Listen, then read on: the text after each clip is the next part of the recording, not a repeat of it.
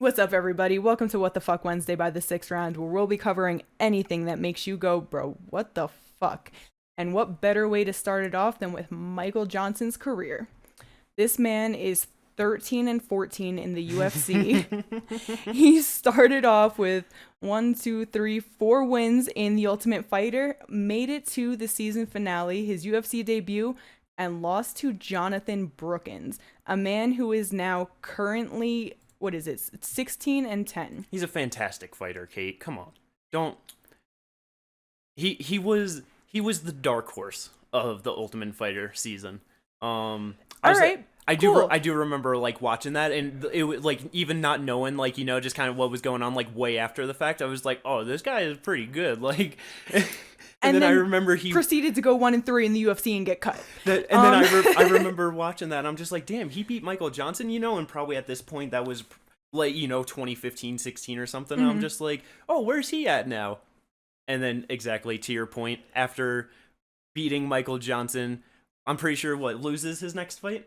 Well, yeah, he went 1-3. Yeah. So he loses his next fight, wins the next one, gets subbed twice in a row by Charles Oliveira and Dustin. So, I mean, not bad names, but much earlier on in their career. That's 2012. Yeah. And yes, gets cut from the UFC. Right, but wins 5 more fights after that and loses 7 more. Like, So yeah, he loses to him. Not a great start. Proceeds to then beat Tony Ferguson, the first and only person to beat Tony prior to 2020. Yep. Yeah, and because fucking Tony, at that point, coming off of the Ultimate Fighter, he was knocking everyone out on top. Like, up kick, punches, first round, punches, third round, punches, first round, jaw injury the first round, got the one decision, and then loses to Michael Johnson. Yep. And then proceeds to beat everybody from 2013 until his goes on a 12-fight winning streak. Now what we know is sad run, a very sad downfall for Tony. But, 2013 to 2020, he was a monster. And his one loss was Michael Johnson. Exactly. And because clearly at that point, it's like, yeah, Tony much younger in his career, but he was still clearly a very good fighter, a devastating finisher. Like, he had good names because I believe... Justin Edwards, Ryan... Right, he beat Yves Edwards right before that, which I believe Yves was, like, older at that point, but, like... He legendary was 41, 17, and 1. I would call that legendary. Yeah. So, and gets a unanimous decision win over a vet like that, and then like loses to Michael Johnson. Like, experienced fighter, and then, loses a decision to Michael Johnson. Like, absolutely crazy. That definitely makes KO's sense. Danny Castillo right after as well. I believe he coaches for Uriah Favorite Team Alpha Male. And then, after 3-fight winning streak, loses to Miles Jury. Which, whatever, Miles was 10-0 at the time, so that's fine. It was definitely, like, during his, like, come up, he was looking very good. Yeah, but then also loses to Reza Madadi. Who I don't know if anyone that's going to listen to this has ever heard of Reza Madadi. I don't even think Ginger has heard of Reza Madadi. He went 3-4 in the UFC and left in 2017. Like, yeah. What did he do? I'm not even going to try to pronounce that name. Who? His first fight in the UFC. Cristiano Marcelo? That is not his first fight. That's his first loss. The one right before that. Yoislandi is Izquierdo? Yes. Yoislandi is Izquierdo. Yeah, that's a crazy one. Beat him.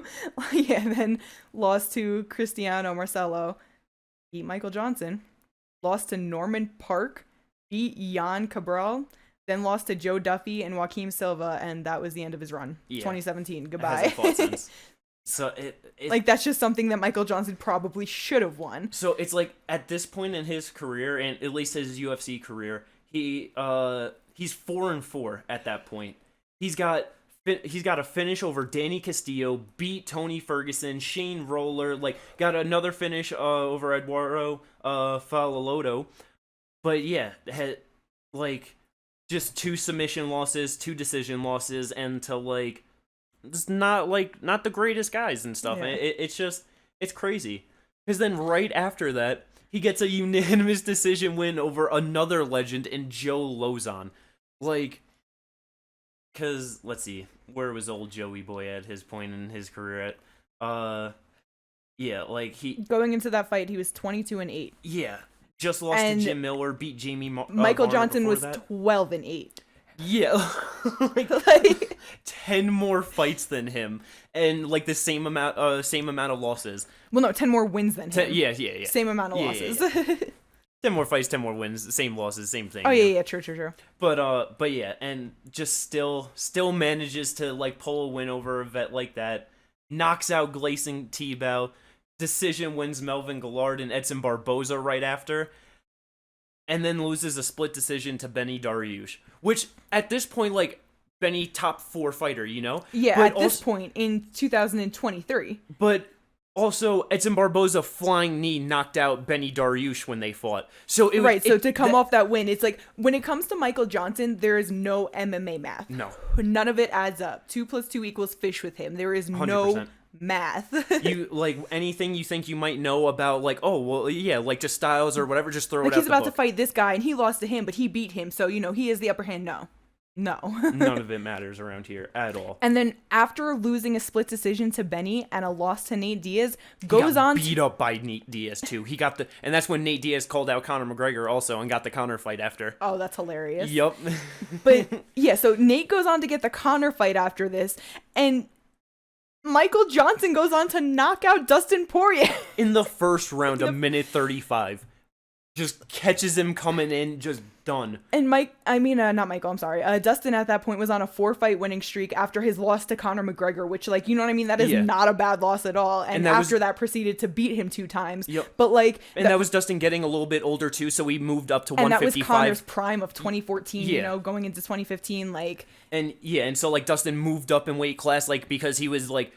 cutting way too much weight to get to 145, let's be honest. Like, looking at him now, it's like, how the fuck do you ever make that? Yeah, there was... Yeah. But yeah, and then so rattles off a 4-fight winning streak and just gets fucking knocked out by fucking Michael Johnson. Because, and on that 4-fight winning streak too, knocked out Bobby Green, which it's like, who the fuck does that? You know what I mean? That's not Drew a Dober. common. Very true. But it's also Bobby Green, Yeah, much older, you know? No, I know. This is Joe 2016. Duffy knocks out Yancy Medeiros, knocks out Carlos Diego Ferreira, like, just finishing almost everyone.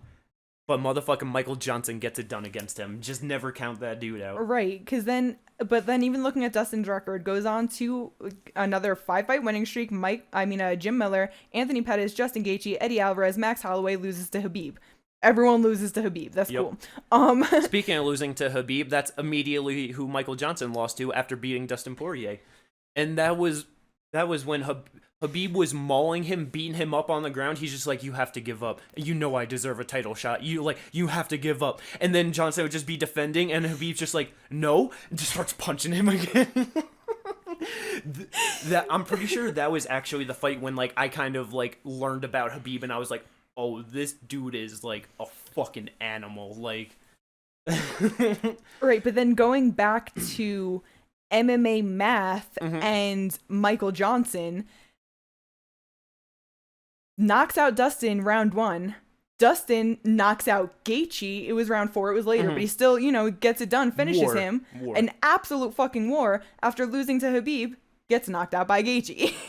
Round 2, punches and knees, done. Yeah, Gaethje. That was Gaethje making his UFC debut as well. He got number 5 ranked Michael Johnson. That was the finale. Yep. That is hilarious. It's like, there is nothing wrong with losing to Gaethje, but it's like, how do you knock out Dustin first round, then proceed to lose to Gaethje in his debut, and he loses to Dustin? No math. It's just, I guess, Dustin being a little bit more of a patient, calculated killer, he was just able to find the space to get in there where Justin just all over you. He's like, you could punch me. I don't care. This is a fucking war. I'm here for Sparta. Yeah, and I mean, like, Justin, I don't remember this fight stats, but, like, Michael Johnson was touching him up. Obviously it's a Gaethje fight. Yeah. But then, so, beats Dustin, loses to Khabib and Gaethje. No problems with that. Then he wants to test his hand at featherweight. And gets submitted by a rear naked choke in the second round to Darren Elkins. Which Darren was on a pretty nice run at that point, I believe so. I just closed out of it. I hate it. God damn it. But yeah, no, he was. He beat 1, 2, 3, 4, 5. That was his 6th fight streak, and then he lost to Volk. Coming off of a win over Dennis Bermudez as well, which is Birdie's coach, so, big respect over that one. Yeah, and then, but gets a fucking sub over, because, the names before that, Dennis Bermudez, good fighter, but never, at title kind of contention. Mirsad Bektik, good fighter, but not up there, same with the rest of them, and then, somehow gets it done over Michael Johnson, right. though. Like the person who has fought clearly higher level people, and yes. So much more. But then, after getting subbed by Darren Elkins, goes on to beat Andre Fili and Artem Lobov.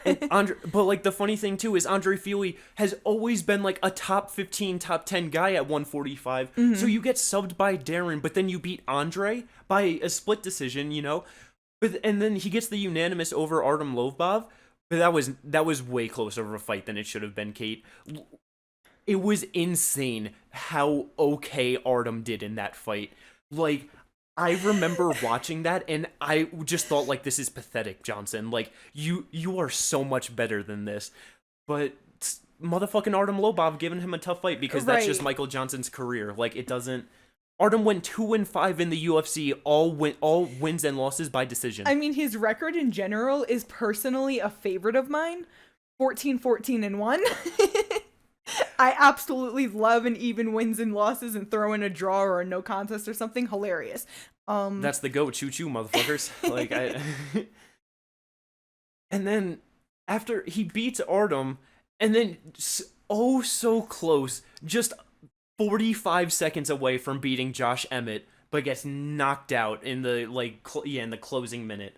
Which, I mean, obviously Josh is way better than Artem, so it's you should have the win and the loss that, but it's just the way the fights went. Like you said, Artem should not have been giving him a hard time, and he should not have been beating Josh. Had that right, had he not landed that overhand right hand, and just, there's no reason. Josh Emmett, who literally just fought Yair Rodriguez for the interim title at 145, you almost beat him, but struggled right before to Artem.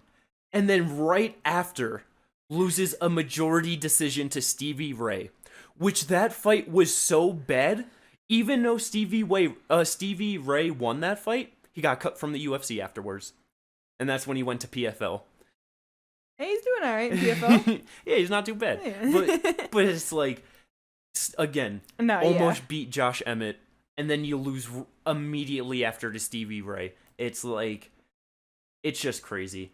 Then gets subbed by Thiago Moises, which, Thiago, top 15, guy, so it, But it's just, at this point in 2020, and with Michael Johnson math, he probably should have won. Yeah. No, 100%.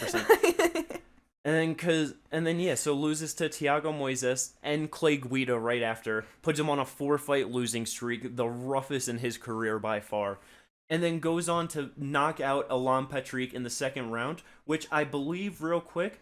So Alan, he was on... Okay, never mind. For some reason, I thought Michael Johnson was the only person to knock him out. I feel like I heard that somewhere, which is definitely not true, because his first 2 losses were KO and TKO. Yeah. Able to fucking knock him... Which, I mean, I guess at this point it makes sense, you know what I mean? Because you're going through and it's no, I guess it doesn't make sense, because he should have lost to him with how not great exactly. of a fighter he was. This is the shit where you're just, bro, what the fuck? Because it's none of it makes sense. So where you're okay, I finally got it. This is where he wins and this is where he loses. He's no, I'm gonna show you that I'll still lose to good guys. We're always flipping it up and out still here. lose to bad guys. You never know my next move. You never know what's gonna happen. Because then he beat Alan Patrick, but then lost to Jamie Malarkey, which I don't split decision, and Jamie's not terrible. He's very tough and durable, but he is nowhere. He's not great anywhere, and he's not really refined anywhere. It's just he can put on a pace and he's tough. You know what I mean? That's kind of what Jamie Malarkey's got going for him. Yeah.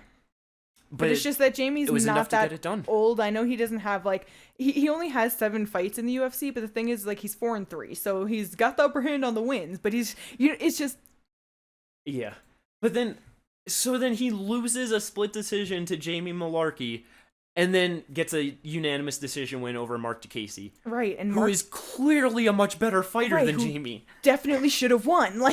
There's no reason Michael Johnson should have won that fight. And yeah, it's, and I mean, just so Because like looking at Mark, you know, like his losses at first, like they weren't bad. You know, 2017 to Jakar Close, Dan Hooker, and Nasrat Hakparas. yeah. That's fine. And then, you know, he beats Joe Duffy, Lando Veneta, loses to Fiziev in 2020, and now he's top contender about to fight Gaethje. Like, that's fine. Alves One beats win a fight away from a title fight. Yeah, like, beats Damir Hadzovic. Damir Hadzovic, I think so. Sorry, I don't have that in front of me, but I'm pretty sure that's close. He did. Oh, never mind. I read the years wrong. Yeah. So, you know, he's not that bad. Like, he's pretty young too. I think he's still only 29 years old. Yeah. Just getting into his prime, like he shouldn't have lost to Michael Johnson. Yeah, and it's just crazy. Like at the end of the day, the amount of names that Michael Johnson has fought though is absolutely incredible. Oh yeah, it's like, insane because like going through it just from nobodies to everybody's. Like he has fought them all. Seriously. Everybody in between. The people that you know from jokey jokes, or the people you know because you're not a filthy casual, or the people you know because you are a filthy casual. Like it's just title contenders, title holders, superstars, unranked fighters, like people on their way up, people fighters. On their way down. It's just Michael Johnson's 12-year career in the UFC surely has been a wild ride across 27 fights. It really has been. And for just another even funnier note on top of that, way earlier on in his career, in 2008 in FM Productions, has Missouri Regional triangle choke submission loss to James Krause. Which it's just, I mean, I feel like James Krause he's just another one of those fighters where he finds his way into people's records where you're just like, how the fuck did this even happen? Yeah, because he is on a few people's records that you're just like, yo, when and why? Michael Johnson, who has fought as low as 145 in the UFC, and then James Krause, who has fought as high as 185 in the UFC. Right. They met each other back in 2008. MMA is a wonderful sport. And I love it. It's great. And there sure are a lot of moments that make you go, what the fuck? There definitely are. But yeah, so I think that's going to wrap up today's first episode of What the Fuck Wednesdays. Michael Johnson's career. This was a fun one. And legendary. Definitely going to have a lot of more what the fuck moments to go through because they are never ending in MMA. Never. But thank you everyone for watching. I really hope you enjoyed this. Please like and subscribe, and maybe check out some of our other videos that we got going on. Until then, see you Friday.